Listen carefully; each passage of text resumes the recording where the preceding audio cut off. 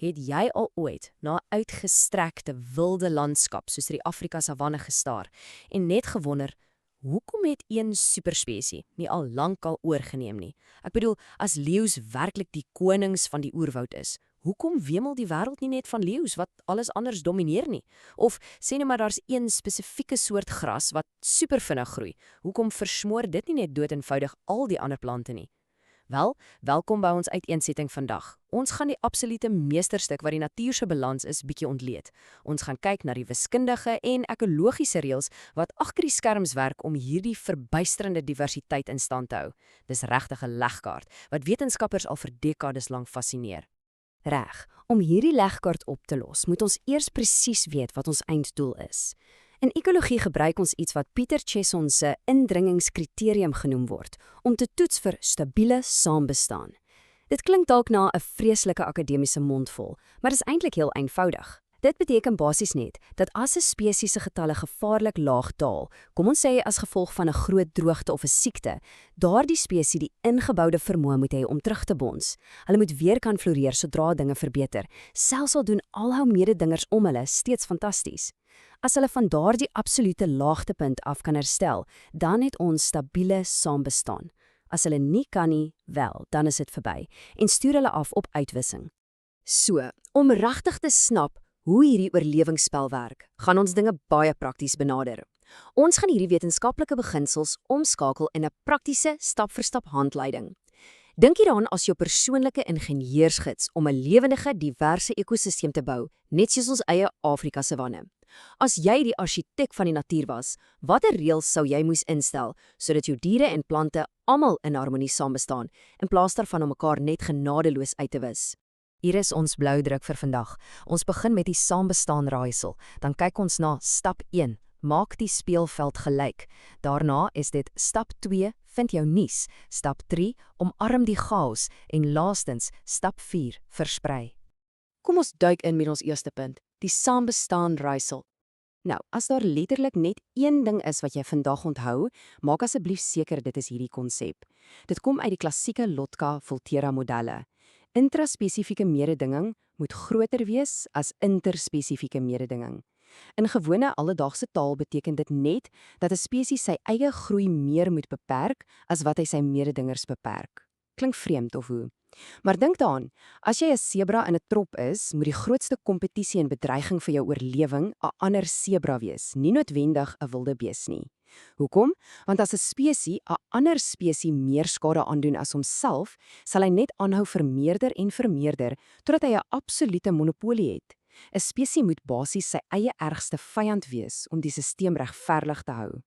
So, die groot geheim is dat elke plant en dier se bevolking deur hul eie interne beperkings in toom gehou moet word.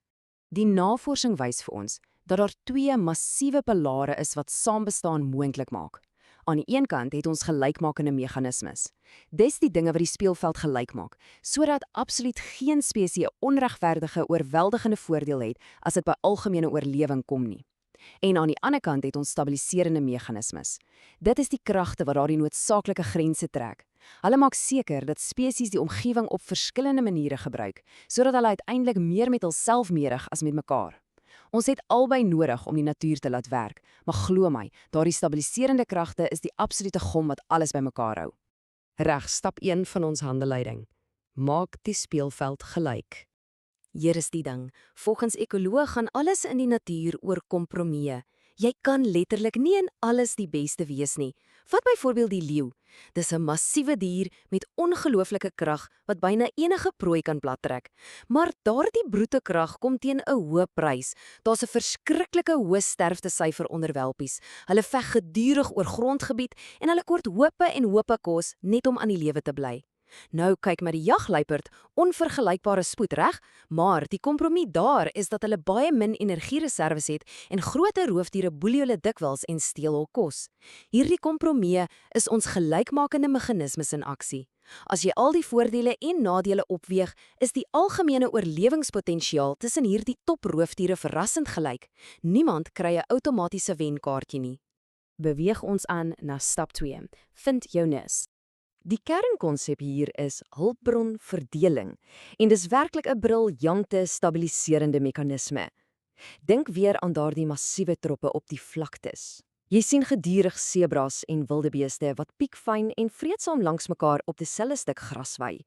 Hoe just is dit moontlik sonder dat die een die ander heeltemal uithonger?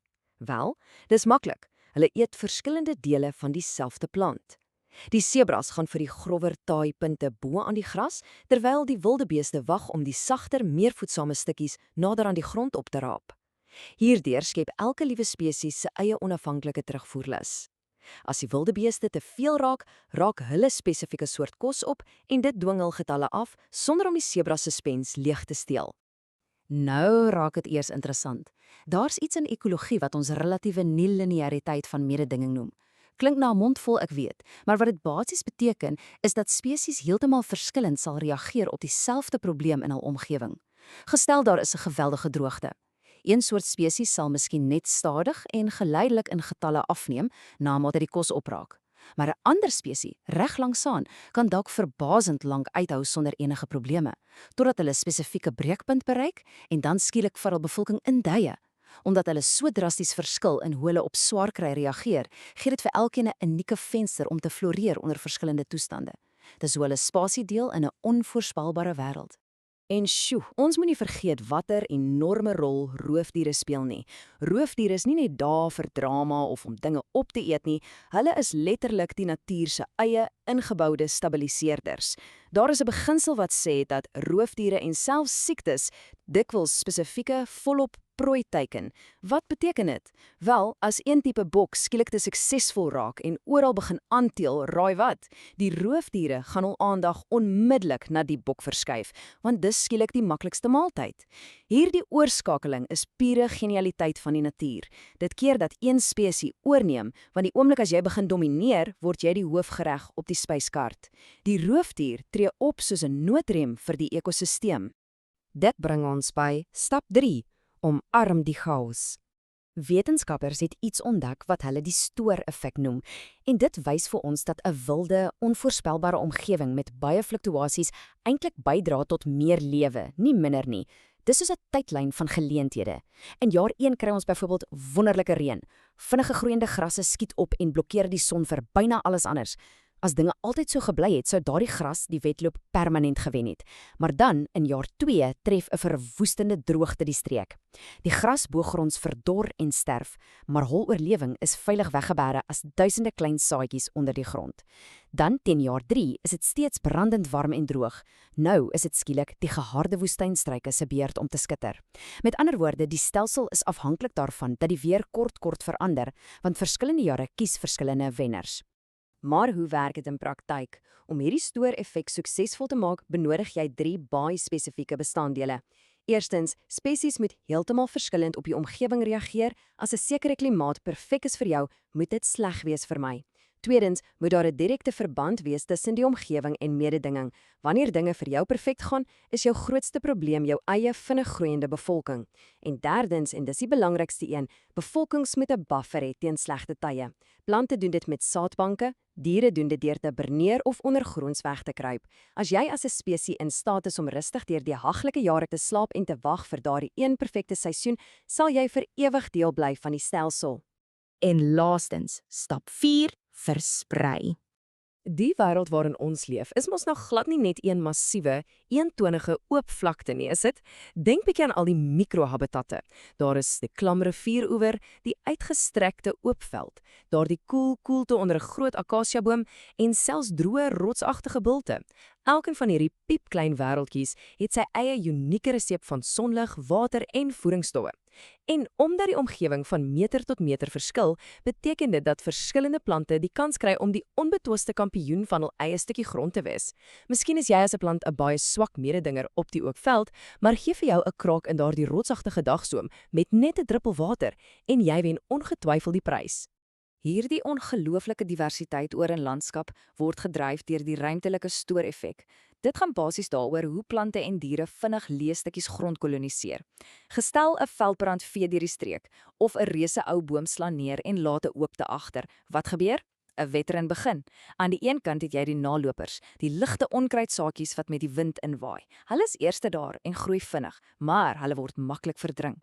Oor tyd marseer die stadiger, sterker kampioene, soos die groot bome, stadig in en neem die spasie finaal oor. So, die savanne is nie 'n stilstaande prentjie nie, dis 'n aanhoudende, skuivende mosaïek van lewe en herstel. Dit bring ons by 'n baie interessante gevolgtrekking wat dalk heeltemal teen jou intuïsie ingaan.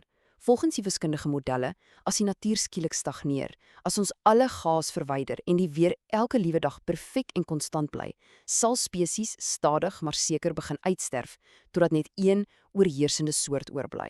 Dink bietjie daaroor na. As die reënval skielik elke jaar tot op die druppel dieselfde was en elke hoekie van die veld identies was, watter van jou gunsteling diere of plante sou net saggies verdwyn en watter een massiewe monopolie sou oorheers? Ek hoop regtig hierdie stappe het vir jou heel nuwe waardering gegee vir hoekom die natuur se onvoorspelbaarheid en chaos juis die rede is hoekom ons aarde so pragtig en divers is. Lekker dink daaroor.